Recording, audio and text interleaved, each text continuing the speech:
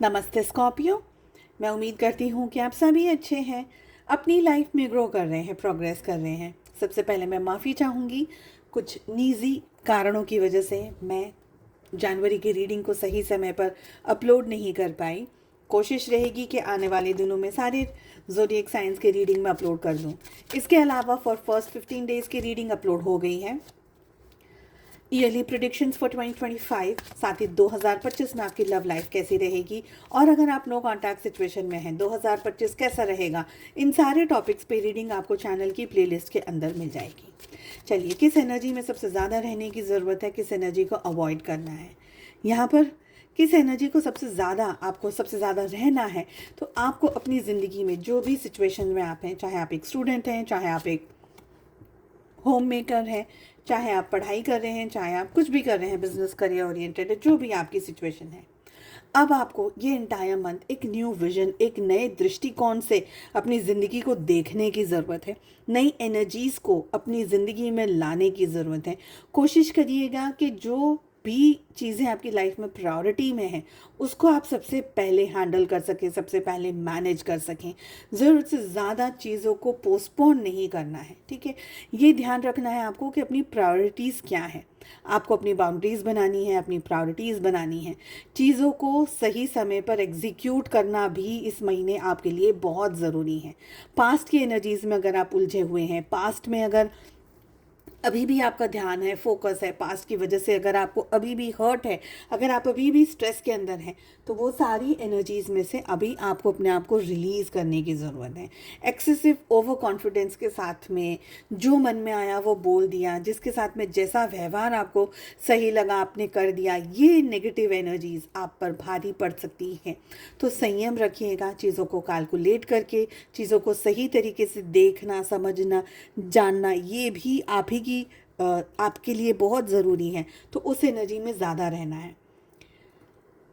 Avoid करना है आपको ओवर कॉन्फिडेंस वाली एनर्जी। अपने मन से, दिल से, दिमाग से, देखिए शूट आउट्स आ सकते हैं, ऐसी एनर्जीज़ में आप आ सकते हैं जहाँ पर आप एक्सट्रीम लेवल पर लोगों को आपकी मन की बातें बता रहे हैं, अपने दिल की भड़ास निकाल रहे हैं। आपको ऐसा लग रहा है कि ये बोल दूँ, वो बोल दूँ, मेरा मन हल्का हो जाएगा, पर ये सारी चीज़ें आप पे बैकफायर हो सकती हैं। लोग आपके पीछे आपकी बुराइयाँ कर सकते हैं, आपके बारे में गलत धारणाएँ बना सकते हैं, आपके बारे में गलत चीज़ों को अफवाहों की तरह उड़ा सकते हैं। तो किससे क्या बात करनी है, कितने लेवल पर बात करनी है, अपनी पर्सनल चीज़ें कितनी डिस्कस करनी है, ये सारी चीज़ें, ये सारी बातों का आपका जानना इस समय ज़रूरी है। मुझे ये भी फील हो रहा है कि आप ओवर थिंकिंग ज़्यादा करते हुए दिख रहे हैं। इसलिए अगर आप से दो चार शब्दों में ही मैं कहूँ कि टारगेट ओरिएंटेड काम करिए, इसीलिए बार बार कह रही हूँ। और एनर्जी में भी आ रहा है कि अपनी प्रायोरिटीज़ कुछ चुन करके रखिए। आपके लिए क्या सही है, इस समय क्या सही है आपके लिए, वो आपका जानना ज़रूरी है। एक्सट्रीम डिटेल में न जाते हुए चीज़ों को एक हेल्दी बाउंड्रीज़ के अंदर सेट करना ही आपके लिए बेहतर रहेगा। चेक कर लेते हैं लव लाइफ में क्या होता हुआ दिख रहा है। हम दो कार्ड आपकी एनर्जी के लिए पुल कर रहे हैं, दो आपके पर्सन, आपके पार्टनर की एनर्जी के लिए। देखिए, थोड़ी सी मिस्ट्री तो आप भी छुपा करके रख रहे हैं रिलेशनशिप में। सब कुछ बताना अपने पार्टनर को, ये आपको भी लग रहा है कि सब कुछ क्यों बताना, ठीक है ना। तो कुछ मिस्ट्रीज़ हैं जो आप भी नहीं बता रहे हैं, कुछ हिडन चीज़ें हैं, हिडन इमोशंस हैं।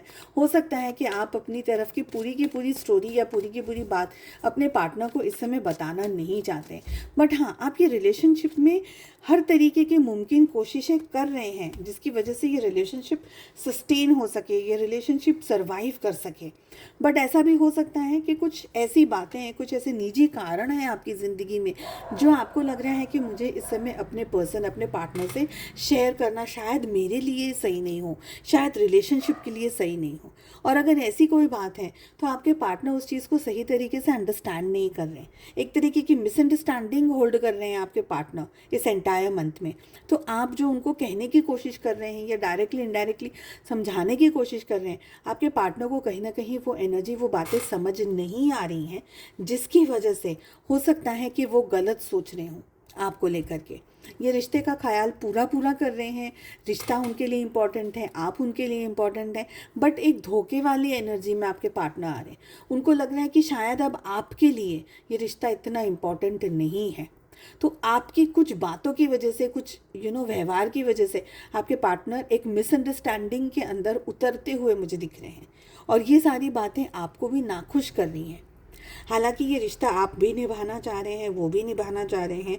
Towards the end of the month मुझे रिलेशनशिप में पॉजिटिविटी भी आती हुई दिख रही है, बट मिसअंडरस्टैंडिंग का स्कोप मुझे यहाँ पर बहुत ज़्यादा होता हुआ दिख रहा है, जिसकी वजह से शायद आप भी अपनी लाइफ में कुछ इंपॉर्टेंट डिसीजन लेना चाह रहे हैं, नहीं ले पा रहे हैं। आप अपनी लाइफ में कुछ आगे बढ़ना चाह रहे हैं, नहीं बढ़ पा रहे हैं। आप इस रिश्ते को लेकर के कुछ डिसीजंस लेना चाह रहे हैं, नहीं ले पा रहे हैं। तो कोई ऐसी रुकावटें कॉन्स्टेंटली आपके सामने भी आ रही हैं। शायद कुछ आपने सोच के रखा है, पर वो सोच सिर्फ अपने तक ही सीमित है, क्योंकि ऑफ कोर्स आपको, हम सिर्फ अपने आप को समझ सकते हैं, शायद सामने वाला हमें इतना अच्छे से नहीं समझ पाए जितना हम अपने आप को समझ पा रहे हैं।